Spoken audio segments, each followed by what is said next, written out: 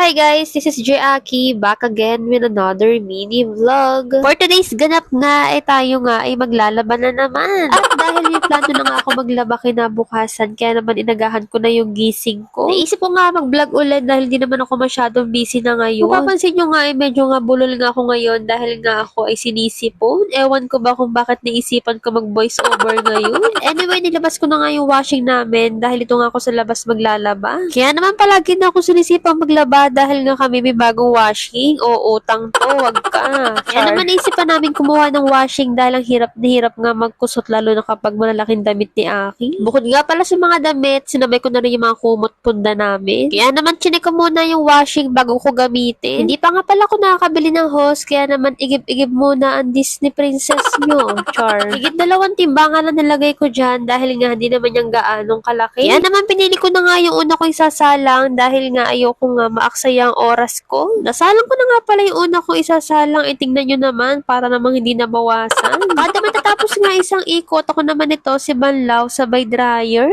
Hindi na nga hirapan Disney princess nyo dahil may tiga-dryer na yan at tiga-piga. Hindi na tayo magpipiga. Char. At syempre, kahit yan ay dryer na natin, kailangan pa natin yung isampay dahil medyo basa pa yan ng kaunti. At yes, finally, natapos na nga ang Disney princess nyo, kaya naman pinunasan natin ng mahiwagang washing. Char. At dahil tayo nga naglabas ng washing, may syempre, tayo din magpapasok nito. At dahil ginusto ko maglabas sa labas, kaya ayan, ako rin magpapasok. Nang matapos nga ako sa paglalaba, ako nga ay kumain na. Tingnan nyo naman ang mukha ng Disney princess nyo, nakasimangot na.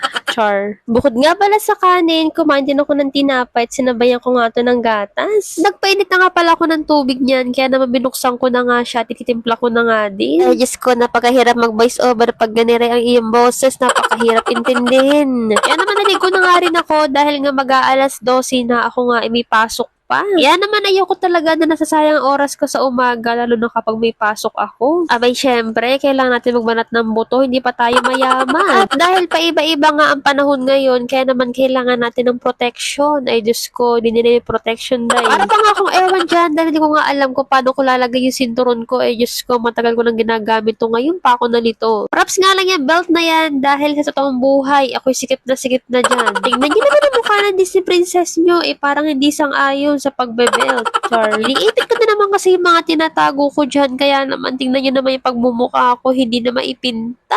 At dahil kailangan natin maging kagalang-galang sa mga customer, kaya kailangan natin maging maganda. Char. Kaya naman paalis na nga ako at sinarado ko na nga yung pinto namin, si akin ang bahala dyan mamaya pag uwi niya. Inagahan ko nga pala yung alis ngayon dahil nga traffic na naman, dahil simula na naman ang Banyamos. Matagal talaga ako mag-check ng pinto dahil dino-double check ko nga yan, lalo na kapag gabi na kami makakauwi. So guys, hanggang dito na lang. See you next vlog. Bye!